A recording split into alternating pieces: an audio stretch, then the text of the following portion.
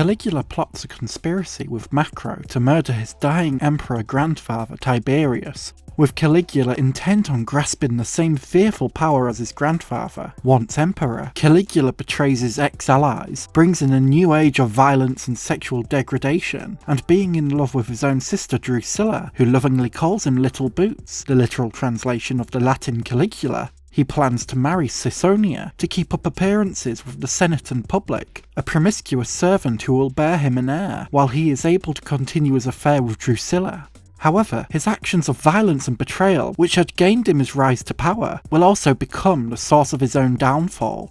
This is Tinto Brass's Caligula, a production that faced many developmental conflicts, and an edit by Bob Guccione, the founder of Penthouse magazine, which led to the film's condemnation by its screenwriter Gore Vidal and its lead star Malcolm McDowell. While the source of a contentious production experience, as well as controversy surrounding the film's elongated sequences of explicit unsimulated sex, Tinto Brass's Caligula remains a fascinating curio of cult cinema, demonstrating the potential for a film it never quite became, while also reinforcing a male gaze-led maximalist excess that is audacious, crass, and a cursed cinematic eccentricity befitting of Rome's most transgressive emperor. The production of Caligula was mired in conflict between screenwriter Gore Vidal, director Tinto Brass, and producer Bob Guccione. Catherine Bray, within her article for The Guardian, elaborates on what exactly caused these tensions to arise, stating that, with finance put together by Penthouse founder Bob Guccione, a script by the left-wing intellectual Gore Vidal, and Tinto Brass, a cult Italian filmmaker famed for his erotic movies in the director's chair, perhaps on paper the film had a certain sort of bold logic to it. Theoretically, these three brought to the table a unique combination of hedonism, intellect, and wildcard creativity that the decadent, explicit historical epic would need. What could possibly go wrong? Everything as it turned out, starting with a rocky development period during which Vidal fell out with everyone over changes to the script and essentially disowned the film. Vidal would eventually call Caligula easily one of the worst films ever made, which is quite the review to get from its screenwriter. Of course, the film didn't bear much resemblance to the screenplay Vidal wrote, as director Brass announced airily during production. What we're shooting right now is definitely not Gore Vidal's script. Producer Guccione also wasn't impressed and wasn't shy about saying so. I've made the worst mistake in my life asking Tinto Brass to direct the film.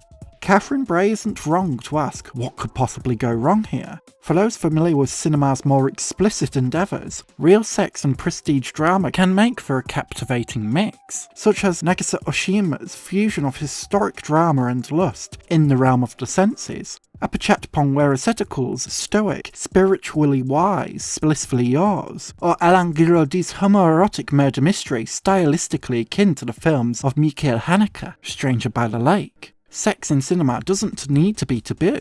Within consensual circumstances, it can elevate a film's sense of intimacy, obsession, or tension. Uniting an intellectual author with an auteur of art house erotica alongside the financial support of Penthouse should have been a successful fusion in grand-scale historic epic transgression, as long as the creative visions of Vidal and Brass remained respected.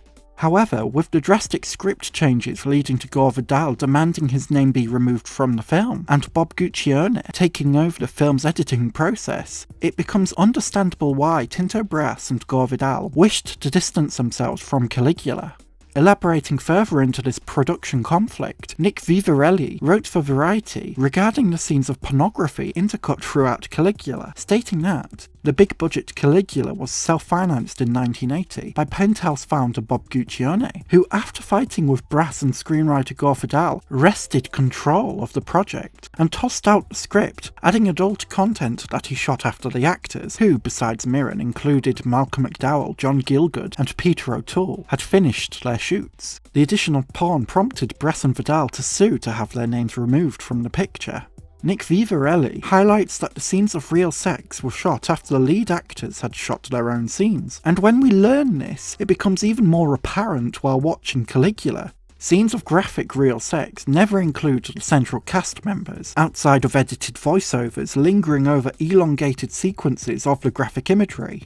These sequences can even be jarring, hurting the potential cohesion of Caligula as orgies unfold apparently in the same locations as our central cast. And yet, when the film cuts to wider shots of the location, there isn't the same signs of graphic sex on display, outside of staged performances, creating a rather distracting effect that is clear as day these scenes were shot during different times.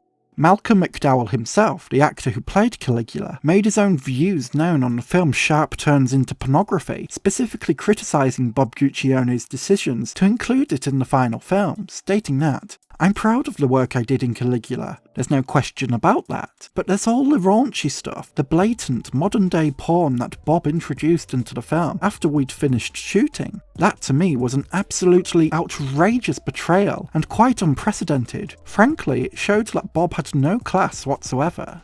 Whereas real sex in cinema can contribute to a great film, within Caligula it unfortunately feels like an afterthought from Bob Guccione, without the approval of or communication with the other creative talents involved in the production.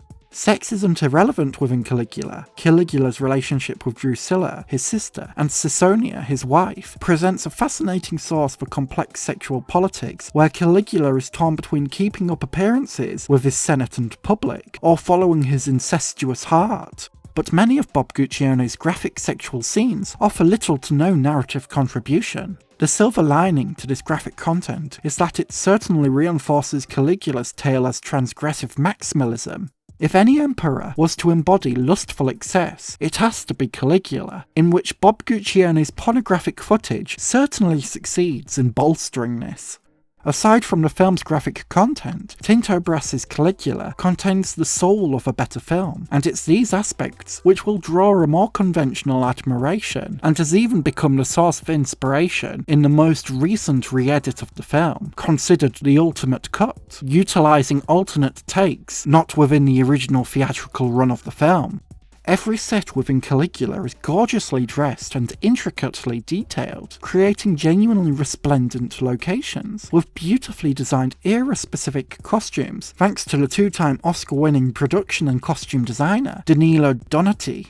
The performances from Royal Shakespeare alumni Malcolm McDowell, Helen Mirren, John Gielgud and Peter O'Toole makes for compelling viewing. McDowell brings his cocky charisma to Caligula, Mirren's wisdom and sly wit to Caesonia. Gielgud's brief performance as Nerva, an aide to Tiberius, offers somber insight into the underlying dread and mistrust beneath unquestioning loyalty, and Peter O'Toole himself as Tiberius is having a blast hamming it up as a dictatorial emperor, his cruelty laced with a dreadfully dark humour.